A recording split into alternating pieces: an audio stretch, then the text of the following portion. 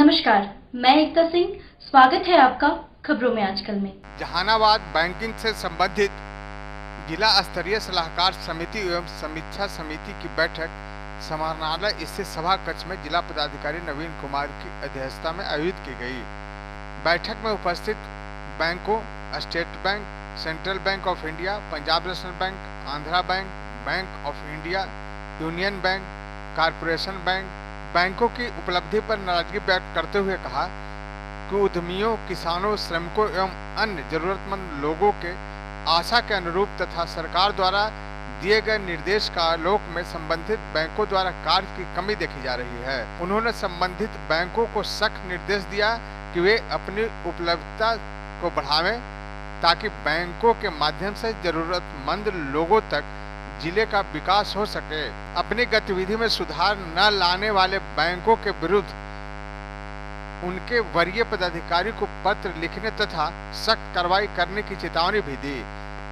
Dairy, मुर्गी पालन, मत्स्य पालन, मुद्रा लोन योजना तथा डिजिटल पेमेंट की समीक्षा करते हुए बारी बारी से कम उपलब्धि वाले बैंकों से जानकारी प्राप्त की।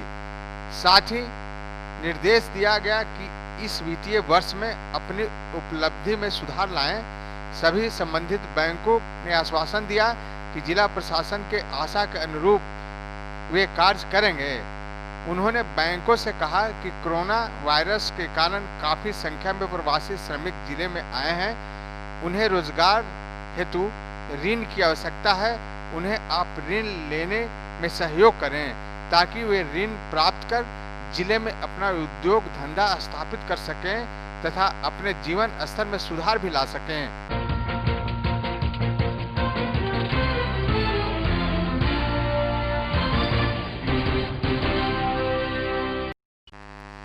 जहानाबाद नगर परिषद कार्यालय में वित्तीय वर्ष 2020-21 के लिए डाक बोली के माध्यम से बस स्टैंड जहानाबाद की बंदोबस्ती की गई।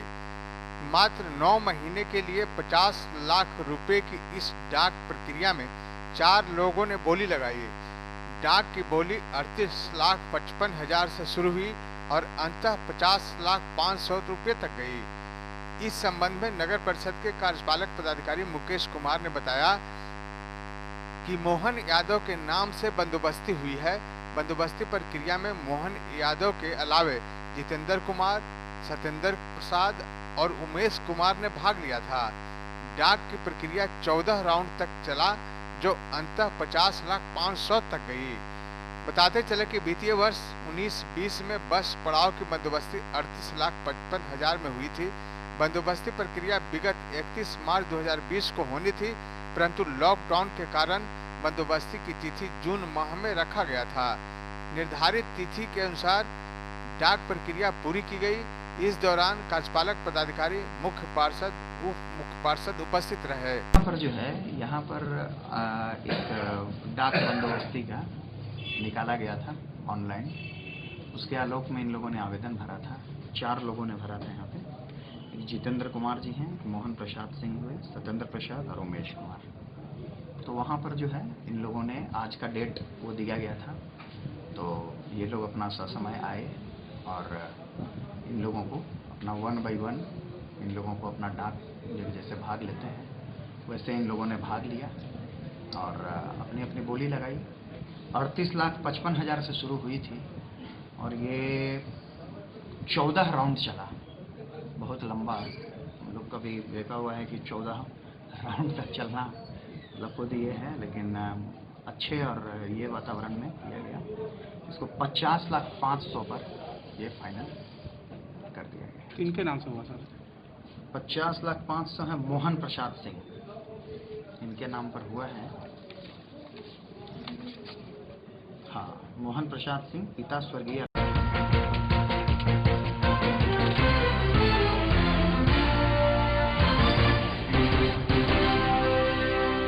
जहानाबाद फल्गु नदी में डूबने से एक अधेड़ व्यक्ति की दर्दनाक मौत हो गई। घटना मखदुमपुर थाना क्षेत्र के सुल्तानपुर गांव के समीप की है। मृतक गोपाल पांडे सुल्तानपुर गांव के रहने वाले थे, जो बाजार से खरीदारी कर अपने गांव वापस लौट रहे थे। तभी नदी पार करने के दौरान हादसा हो गया। घटना के संबंध में मृतक के परिजनों ने बताया कि मृतक गया जिले के खिजरसराय से सामान खरीदकर अपने गांव जा रहे थे। तभी फल्गु नदी पान करने के दौरान उनका पैर फिसल गया और नदी की गहराई में समा गए। आसपास के लोगों के शोर शराबा करने पर ग्रामीण वहां पहुंच गए। काफी मशक्कत के बाद उनके शव को नदी से बाहर निकाला गया। इधर घटना की सूचना पाकर मौके पर पुलिस पहुंच गई और शव को कब्जे में कर पोस्टमार्टम के लिए सदर अस्पताल भेज दिया और मामले की छानबीन में जुट गई है। बाजार गए तो बाजार से सामान लेकर आ रहे थे दुकान से, नदी में गोड़ फिसल जाने के कारण डूब गए थे। वो आदमी देखा तो हल्ला किया, हल्ला करने के बाद उनको खोजा गया, खोजने के बाद आधा घंटा की बॉडी लाश मिली। अच्छा, कहाँ से?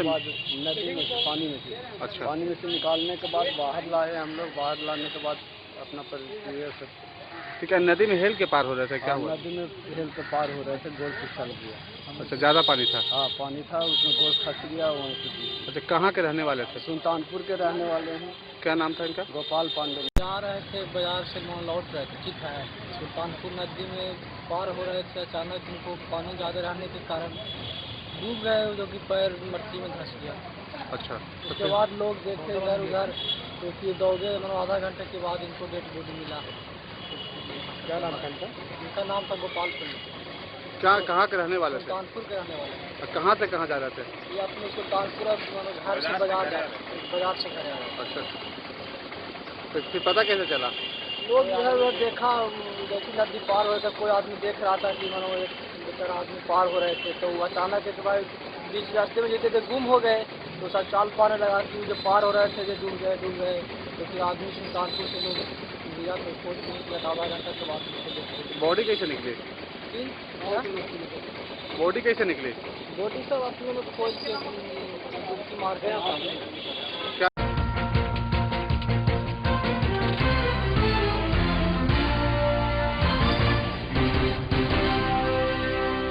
जहानाबाद जिले में बाहर से आए हुए प्रवासी श्रमिकों को रोजगार उपलब्ध कराने, उन्हें उचित मार्गदर्शन देने, बैंकों से ऋण प्राप्त करने के तरीके, कृषि तकनीक, पशुपालन, मुर्गी पालन, मशरूम की खेती करने, एग्रो इंडस्ट्री लगाने, कुटीर उद्योग के तहत अगरबत्ती, मोमबत्ती, बिजली वायर, इलेक्ट्रिक के सामान बनाने, असेंबलिंग करने, रेडीमेड गारमेंट्स, कल कारखाने लगाने, जीविका के साथ समन्वय स्थापित कर छोटे छोटे रोजगार करने सहित अन्य उद्योग धंधे लगाने के संबंध में परामर्श देने हेतु जिला स्तरीय 11 विभागों के परामर्श टीम तैयार कर श्रमिक को सही मार्गदर्शन देने के लिए 22 से 27 जून तक जिले में रोजगार सह स्वरोजगार सप्ताह का आयोजन हेतु दीप प्रज्वलित कर कार्यक्रम का उद्घाटन जिला पदाधिकारी श्री नवीन कुमार के द्वारा किया गया। इस अवसर पर जिला पदाधिकारी ने श्रमिकों को संबोधित करते हुए कहा कि आप गृह जिले में हैं, यहाँ आपको भिन्न भिन्न प्रकार के काम रोजगार उपलब्ध कराने हेतु जिला प्रशासन प्रयासरत है। उन्होंने कहा कि माननीय मुख्यमंत्री बिहार के द्वारा दिए गए मार्गदर्शन के आलोक में जिला प्रशासन जहानाबाद के द्वारा आपके लिए सही काम रोजगार हेतु काफी दिनों की से तैयारी चल रही थी। बाहर से आए हुए कुछ श्रमिकों को मनरेगा निर्माण कार्य भिन्न भिन्न विभागों द्वारा कराए जा रहे योजनाओं कार्यों में लगाए गए हैं। साथ ही जल जीवन हरियाली अभियान के तहत नहर, पैन, पोखर, खुदाई इत्यादि कामों में श्रमिकों को लगाया गया है। कुछ श्रमिक ऐसे हैं जो किसी कल कारखाने में इंडस्ट्री में काम करते थे अथवा रोजगार करते थे। आप जैसे श्रमिकों के लिए रोजगार सह स्वरोजगार सप्ताह का आयोजन किया गया है। उन्होंने कहा कि अपने रुचि एवं कौशल के अनुसार अपने काम रोजगार के संबंध में सही जानकारी प्राप्त कर सकते हैं। उन्होंने श्रमिकों से कहा कि पहले आप अपना निबंधन करा लें, तत्पश्चात अपनी आवश्यकता के अनुसार भिन्न भिन्न काउंटर पर जाकर आवश्यक परामर्श प्राप्त करें। उन्होंने कहा कि जिला प्रशासन भिन्न भिन्न उद्योग धंधों के लिए क्लस्टर समूह निर्माण करेगा ताकि अधिक से अधिक लोगों को काम मिल सके और जहानाबाद को इंडस्ट्री हब के रूप में पहचान मिल सके। उन्होंने बताया कि मछली उद्योग में काफ़ी अच्छी संभावनाएं हैं, जिसके माध्यम से आप एक वर्ष में कम से कम 1 से 1.5 लाख की राशि की आमदनी कर सकते हैं। अगर आपके पास जमीन नहीं है तो 10 वर्ष के लिए जमीन लीज पर लिया जा सकता है तथा कार्य का प्रारंभ किया जा सकता है। उन्होंने श्रमिकों को आश्वासन दिया कि स्वरोजगार हेतु बैंकों से आपको ऋण सुविधा में सहयोग मिलेगा। साथ ही साथ उद्योग विभाग द्वारा उचित परामर्श एवं मार्गदर्शन, साथ ही सरकारी कागजातों को जमा करने में आवश्यक सहयोग दिया जाएगा। बिहार सरकार के निर्देश के आलोक में स्वरोजगार और रोजगार मुहैया कराने के लिए जो हमारे वापसी श्रमिक आए हैं जहानाबाद जिले में, हम लोगों ने आज से काउंसलिंग उनका कराना शुरू किया है। पूर्व में भी काफ़ी इस पे कार्यक्रम हम लोगों ने कराया है, लेकिन सरकार के निर्देश के आलोक में आज हम लोगों ने काउंसलिंग कराना प्रारंभ किया है और ये जो कार्यक्रम है ये पूरे सप्ताह चलेगा। स्वरोजगार और रोजगार मुहैया कराने के लिए हम लोगों ने कार्यक्रम पूरे सप्ताह चलाने का जिला प्रशासन ने निर्णय लिया है और उसके आलोक में आज डिफरेंट डिपार्टमेंट्स के यहाँ पे काउंटर्स लगे हुए हैं और उस काउंटर पे अपने इच्छा के अनुसार जो लोग जिस विधा में काम करना चाहते हैं या जिस उद्योग के बारे में जानकारी लेना चाहते हैं या कैसे वो रोजगार पाना चाहते हैं उसके बारे में वो डिस्कस करेंगे हमारे परामर्शी से और उनको उस तरह का रोजगार मुहैया कराएंगे। सर, अब तक कुल कितने प्रवासी आए हैं?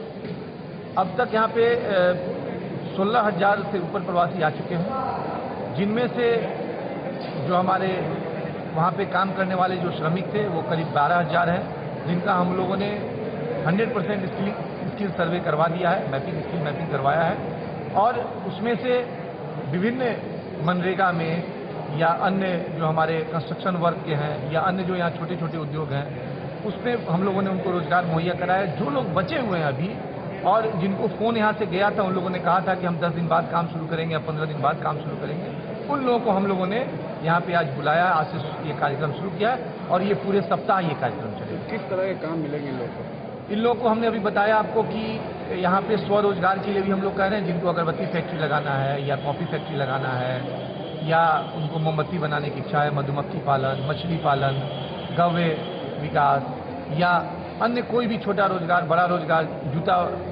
चप्पल के रोजगार करना चाह रहे हैं या वो रेडीमेड गारमेंट्स का काम करना चाह रहे हैं, उन चीज़ों के लिए भी हम लोग इनको अभी काउंसलिंग करेंगे और इनकी राय जान के इनको उनके अनुसार हम लोग उनको रोजगार या व्यवसाय, जो राज्य सरकार की क्लस्टर योजना आई है जिसमें 10 व्यक्ति समूह बना के किसी भी फील्ड में अपना 10 व्यक्ति समूह बनाएंगे और उसमें राज्य सरकार सारी मशीनरी और सब कुछ उनको उपलब्ध कराएगी उनको रोजगार करने के लिए, अपना व्यवसाय खड़ा करने के लिए।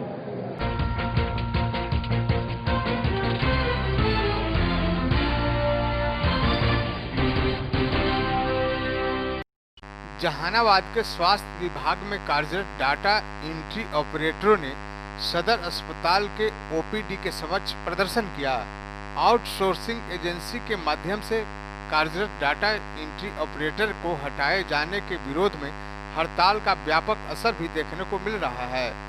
हड़ताल के कारण मरीजों के पंजीकरण के से लेकर स्वास्थ्य विभाग से संबंधित कंप्यूटर आधारित कार्य पूरी तरह से बंद हो गए हैं। इस कारण विभाग को कई तरह की परेशानियों का सामना करना पड़ रहा है। वहीं कंप्यूटर ऑपरेटर ने बताया कि हम सभी डाटा ऑपरेटर 1914 से ही अपनी सेवा स्वास्थ्य विभाग को दे रहे हैं। यहाँ तक कि कोविड-19 में हम लोगों ने छुट्टी के दिन भी बिना किसी शर्त के काम किया, लेकिन सरकार नई एजेंसी के साथ उन्हें टैग कर दिया है और नया एजेंसी उनके 7 वर्षों के कार्यकाल को भी स्वीकार नहीं कर रही है। हम लोगों को हटाने का नया तरीका निकाला जा रहा है। वहीं हम लोगों का अगर छटनी कर दिया जाता है तो हम लोगों के सामने कई तरह की परेशानी उत्पन्न हो जाएगी। इसलिए हम लोगों की मांग है कि हम लोगों को सुचारू रूप से काम पर रखा जाए। जब तक हम लोगों की मांग पूरी नहीं हो जाती तब तक हम लोग कंप्यूटर से संबंधित कामकाज को ठप रखेंगे।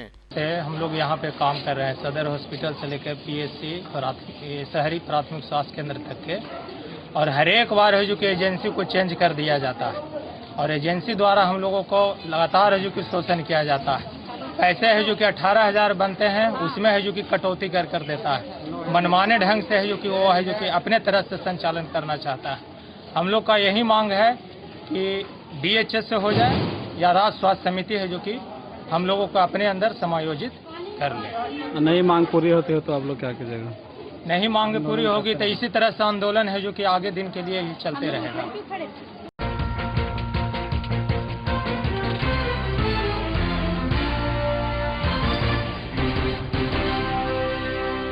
जहानाबाद नगर थाना क्षेत्र के एरकी मोहल्ले में एक टेलर की दुकान में आग लगने से करीब 50 लाख रुपए का सामान जलकर राख हो गया।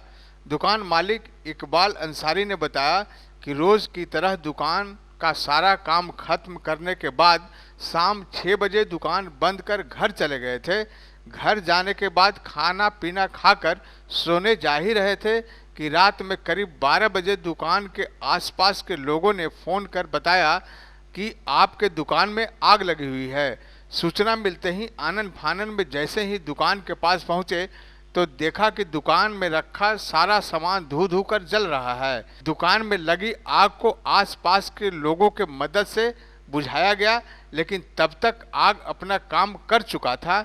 दुकान में रखे सारे ग्राहकों का कपड़ा जलकर राख हो गया था। साथ ही साथ इकबाल अंसारी ने यह भी बताया कि मेरा रोजी रोटी रोजगार का एकमात्र यही जरिया था, जो आग लगने से सारा खत्म हो गया है। फिलहाल दुकान मालिक ने दुकान में आग कैसे लगी, लेकिन अनुमानतः उन्होंने बताया कि दुकान में आग शॉर्ट सर्किट से लगी है। फिलहाल इसकी सूचना नगर थाना को दे दी गई है। आग कैसे लगी, इन सारी बिंदुओं पर पुलिस जांच में जुट गई है। किसकी दुकान थी ये रेडीमेड का कुर्ता और पजामा बनता था और शर्ट बनता था। पटना मोरिया लोग माल भेजते थे शोरूम में।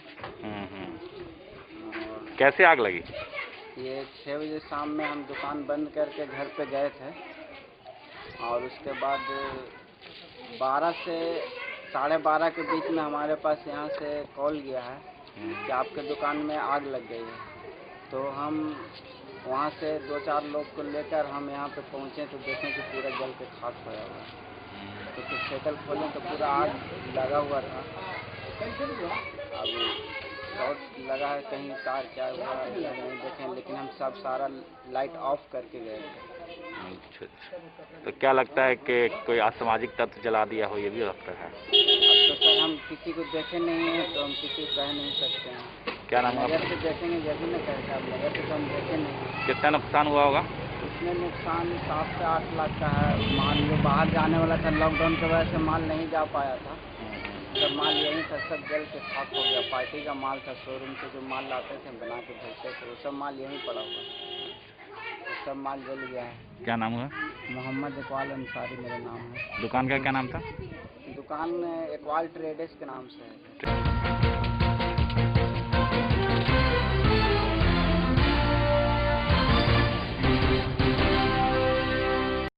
जहानाबाद जिले के घोसी थाना क्षेत्र के वाजिदपुर गांव में आपसी रंजिश को लेकर 2 गुटों में जमकर मारपीट हो गई। मारपीट में दोनों ओर से एक महिला समेत 3 लोग घायल हो गए। सभी घायलों को घोसी उप स्वास्थ्य केंद्र में भर्ती कराया गया।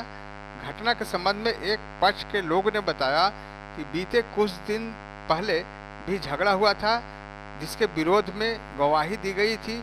उसी को लेकर फिर वे लोग अचानक ईंट पत्थर एवं लाठी डंडे से हमला कर दिया, जिसे वह जख्मी हो गए। वहीं दूसरे पक्ष के घायल महिला का कहना है कि बीते कुछ दिन पहले गोतिया से झगड़ा हुआ था, फिर कहासुनी हुई, जिसके बाद वे लोग आक्रोशित हो गए और मारपीट करने लगे, जिससे ससुर व पुतोह जख्मी हो गई। इधर घटना की सूचना पाकर पुलिस पूरे मामले की छानबीन में जुट गई है। झगड़ा हुआ तो हम गवाह दिए थे, विनोद सिंह के घर में घुसा था फजत में और वो मारा है। किस चीज़ से मारा है? डंडा से मारा है। नाम क्या हुआ आपका? बिना फिर भाला लिए हुए था, नंद किशोर शर्मा। अच्छा, कहाँ पे चोट है? चोट है, ये अंगुली टूट गया एकदम पूरा। हाँ। कमर में है, ये हाथ में है, ये फुला हुआ है और ये कमर में है। आप ही को सिर्फ, और कोई है? ना, चोट हम ही को लगा है। ठीक है, जाइए।